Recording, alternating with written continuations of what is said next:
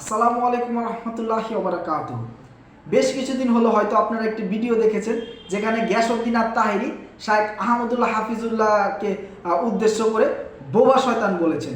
বোবা শয়তান বলার পরে কিন্তু সেই ওয়াজের যারা শ্রোতা ছিল তারা চিৎকার করে উঠে বলল যে শাইখ আহমদুল্লাহর দুই গালে সবাই বলল যে জুতা মারো তালে তালে।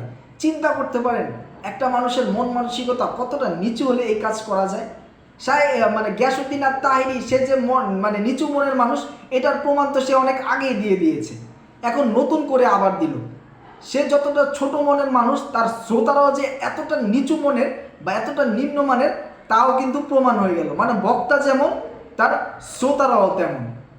তিনি এটাও বলেছেন যে 48 ঘন্টার আমি সময় দিলাম, 48 ঘন্টার মধ্যে যদি জাতির সামনে এসে শাইখ আহমদুল্লাহ যদি তওবা না করে বা ক্ষমা না চায় তাহলে আমি তার বিরুদ্ধে আইনি ব্যবস্থা নেব। এখন কথা হচ্ছে শাইখ আহমদুল্লাহর অপরাধটা কি? শাইখ আহমদুল্লাহ বলেছেন যে রাসূল সাল্লাল্লাহু আলাইহি ওয়াসাল্লাম 40 বছর বয়সে নবুয়ত পেয়েছেন বা নবী হয়েছেন। এই কথাটার মধ্যে ভুল কোথায় সেটা আমি বুঝলাম না। আল্লাহ রাসূল যখন জন্মগ্রহণ করেছেন তখন যখন 5 বছর, 10 বছর, 15 বছর, 20 বছর, 30 বছর, 35 বছর, এই সময়টা তো আল্লাহ তাকে নবুয়ত দেওয়ার জন্য তাকে আস্তে আস্তে প্রস্তুত করতেছিল যে তারা 40 বছর বয়সে নবুয়ত দেওয়া হবে। এটার জন্য কিন্তু আল্লাহ তাকে প্রস্তুত করতেছিল। এখন 20 বছর, 25 বছর, 30 বছর বয়সে তখন তো জিব্রাইল কিন্তু আল্লাহ রাসূলের কাছে ওহী নিয়ে আসে নাই। ওহী নিয়ে আসছে কখন? যখন তিনি 40 বছর হয়েছে, তখন ওই যে হেরা গুহায় বা জাবালে নূরে, তখন কিন্তু আল্লাহ রাসূল সাল্লাল্লাহু আলাইহি সাল্লামের কাছে জিব্রাইল এসে বলল, ইকরা বিসমি রব্বিকা আল্লাযী খালাক, যে আপনি পড়ুন আপনার প্রভুর নামে, খালাকাল ইনসানা মিন আলাক, যিনি আপনাকে সৃষ্টি করেছেন। এখন কথা হচ্ছে এখানে তো শাইখ আহমদুল্লাহ হাফিজুল্লাহ তো মিথ্যা কথা বলে নাই, তিনি সত্য কথাটাই বলেছেন। কিন্তু এখানে চুলকানিটা উঠেছে গিয়াসউদ্দিন আত-তাহেরি সাহেব। এটা তার মানসিক সমস্যা বা যে কোনো সমস্যা হতে পারে।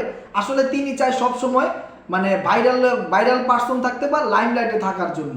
এটাই উনি সবসময় চায়। না হলে এভাবে তো পিছা লাগার কোনো কারণ থাকে না। উনি নিজেই তো বলে, কয়েক বছর আগে বললো না যে তাহেরির মুখটা যেটা বের হয় সেটাই মার্কেট পায়, চিল্লায় মার্কেট পাওয়া যাইব।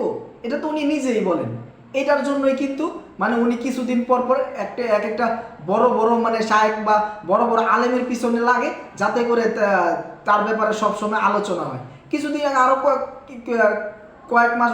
কয়েক মাস আগে তিনি বেদাতের বিরুদ্ধে সবচেয়ে বড় বজ্র কণ্ঠস্বর আব্দুর রাজ্জাক বিন ইউসুফকেও কাজ্জাব বিন শয়তান, কাজ্জাব বিন ইবলিস, এরকম অনেক কথাই বলেছে। এখন কথা হচ্ছে শাইখ আহমদুল্লাহ আসলে কি টাইপের মানুষ? আমরা যারা শাইখ আহমদুল্লাহর রেগুলার ভিডিও দেখি বা কম বেশি ভিডিও দেখি, আমরা জানি যে শাইখ আহমদুল্লাহ নিঃসন্দেহে একজন ভদ্র মানুষ। এই যে প্রতিবাদী কণ্ঠ বা এই কথার উত্তর দিতে হবে, এই টাইপের মন মানসিকতা তিনি কখনোই নিজের মধ্যে লালন করেন না। আর আপনি যে কোনো একটা ভিডিও ব্যাপারে জানবেন যে না, বা যে কোনো একটা বিষয়ে শিরক, যে কোনো বিষয় আপনি জানবেন, ইউটিউবে আপনি সার্চ দেন, প্রথমটা কয়েকটা ভিডিওর মধ্যে যে ভিডিওটা আসবে শাইখ আহমদুল্লাহর ভিডিও, এর মধ্যে ইনশাল্লাহ থাকবে।